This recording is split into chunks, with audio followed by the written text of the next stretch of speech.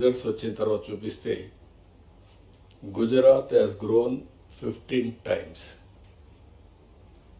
అదే west Bengal has grown 4 times. 95 2024 అంటే గుజరాత్ కంటే వెస్ట్ బెంగాల్లో మెరుగైన రిసోర్సెస్ ఉన్నాయి. 95 కాదు 97% ఫ్లడ్ వాటర్, గంగానది నీళ్లు. గుజరాత్లో నీళ్లు లేవు, మైక్రో ఇరిగేషన్ పోయే పరిస్థితికి వచ్చా. అలాంటివన్నీ ఎగ్జాంపుల్స్ ఉన్నాయి.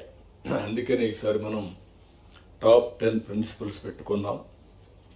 అవి కూడా ఇప్పుడే సిఎస్ గారు చెప్పారు, నేను చెప్పడం లేదు. దీంట్లో కూడా 5 years ఒక angle, 1 year backward integration, clear cut targets. అదే సమయంలో 20 years ఎట్లా రియల్ కావడం. ఇందులో కూడా చూస్తే టెక్నాలజీ కూడా బాగా ఎఫెక్టివ్గా ఉపయోగించుకొని రాష్ట్రంలో ఉండే ప్రతి ఒక్క వ్యక్తికి భద్రత ఇవ్వాల్సిన బాధ్యత ఉంటుంది. దాని మీద మనం పెన్షన్ ఏ కార్యక్రమం ఆలోచిస్తున్నాం.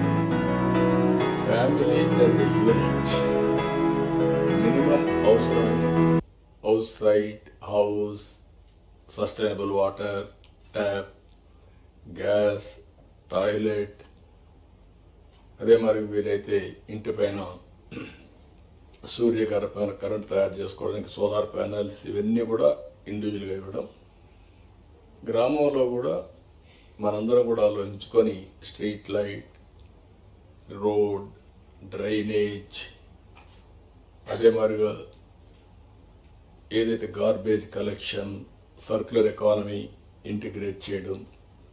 అల్టిమేట్గా wealthy, happy and healthy society create చేయడం మన ఆబ్జెక్టివ్గా మనం ముందుకు పోతున్నాం. ఒక పక్కన సాటిస్ఫాక్షన్, ఒక పక్కన ఇంకా యాంగ్జైటీ.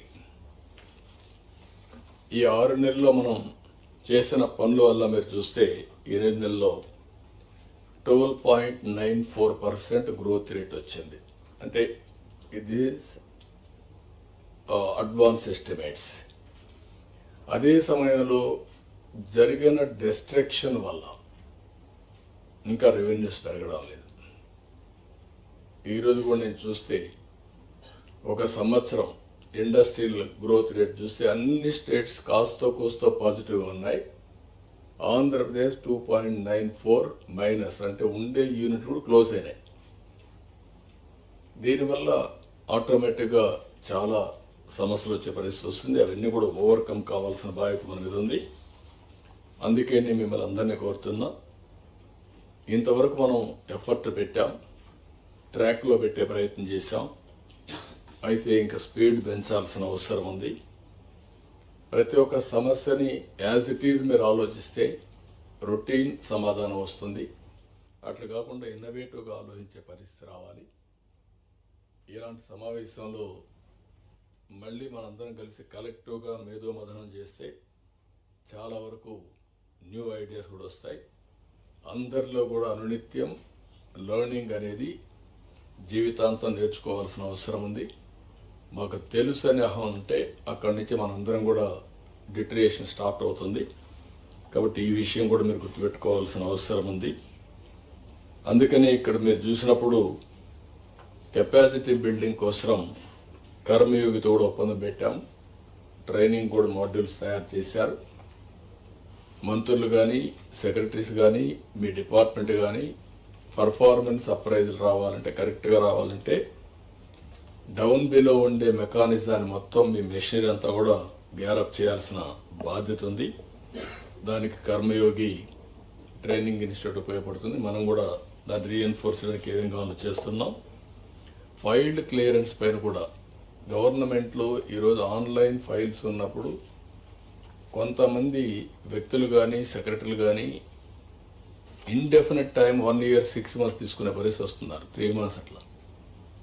అంత టైం మనం తీసుకుంటే ఏ విధంగా మీ నిర్ణయాలు సమర్థనీయం అనేది కూడా మనం ఆలోచించుకోవాల్సిన అవసరం ఉంది. ఇప్పుడు క్లారిటీ ఉంది. లాస్ట్ మైల్లో ఏ వ్యక్తి ఎన్ని రోజుల్లో ఫైల్ క్లియర్ చేశాడు కూడా క్లారిటీ వస్తుంది. ఎందుకు క్లియర్ చేయలేదు కూడా మీకు ఒక అవగాహన ఉంటుంది. హైరార్కీ వైజ్ మీరు చూసుకుంటే కన్సర్న్ మినిస్టర్స్కి ఆ డిపార్ట్మెంట్లో మొత్తం యాక్సెస్ ఉండే పరిస్థితి వస్తుంది. అదే సమయంలో కన్సర్న్ సెక్రటరీస్కి మీ డిపార్ట్మెంట్ అంతా ఉంటుంది. నాకైతే మొత్తం కూడా వచ్చే పరిస్థితి వస్తుంది. దయచేసి మనందరం ఫైల్స్ అన్నీ కూడా వేగం పెంచాలి, డెసిషన్స్ తీసుకోవాలి. మొన్నే నేను ఆ డేటా కూడా జస్ట్ ఆ రోజు నాకు ఒక ఐడియా వస్తే రిలీజ్ చేశాను. అయితే ఇదేదో నేను కొంతమంది వ్యక్తుల్ని ఎత్తి చూపడానికి కాదు, వ్యవస్థని మెరుగుపరచడానికి, దీన్ని సమర్థవంతంగా ముందుకు తీసుకుపోవడానికి మనం ఆలోచిస్తున్నాం. ఇంకొక పక్కన మీరు చూస్తే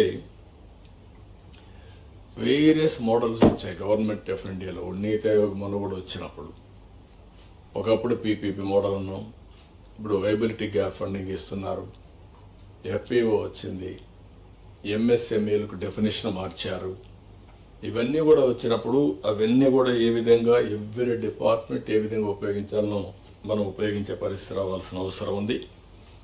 గవర్నమెంట్ ఆఫ్ ఇండియాలో కూడా ఫస్ట్ మూవర్ అడ్వాంటేజ్ మనం తీసుకోవాలి. వాళ్ళ బడ్జెట్ మొత్తం మనం స్టడీ చేయాలి. ఎంతవరకు మనం ఫండ్స్ తెచ్చుకోగలుగుతామో, మనకు అన్యాయం జరగకుండా ఉండడం ఒకటి, మీరు ప్రోయాక్టివ్గా ఉంటే బెటర్ రిసోర్సెస్ తెచ్చుకోవడం రెండోది. అన్ని గవర్నమెంట్స్ యూనిఫామ్గా పనిచేయవు. అక్కడ ఏ డిపార్ట్మెంట్ అయితే ఏ గవర్నమెంట్ సరిగా పనిచేయదో అక్కడ కానీ మీరు పనిచేసి మళ్ళా క్లెయిమ్ చేయగలిగితే, ఈవెన్ గవర్నమెంట్ ఆఫ్ ఇండియాలో ఒక 1% 2% ఫండ్స్ మీరు తెచ్చుకోగలిగితే that will be a big boost for us. All కార్యక్రమాలు ఇది మీరు ఆలోచించుకోవాల్సిన అవసరం ఉంది. అందుకని ఈ నెలలో కూడా నెక్స్ట్ మంత్ మార్చి లోపల ఆల్ డిపార్ట్మెంట్స్ మీరు ఖర్చు పెట్టవలసిందే ఖర్చు పెట్టి యూసీలు ఇవ్వాల్సింది యూసీలు ఇచ్చి అదనంగా ఫండ్స్ రాబట్టే కార్యక్రమాన్ని కూడా శ్రీకారం చుట్టాలి. అన్స్పెంట్ బ్యాలెన్సెస్ గవర్నమెంట్ ఆఫ్ ఇండియాలో ఉంటే అవన్నీ కూడా మనం వర్కౌట్ చేసుకునే పరిస్థితి రావాలి. కేంద్రంలో కూడా అగ్రికల్చర్కు ప్రాధాన్యత ఇచ్చారు. నేను కూడా మన రాష్ట్రంలో నేను చూశాను.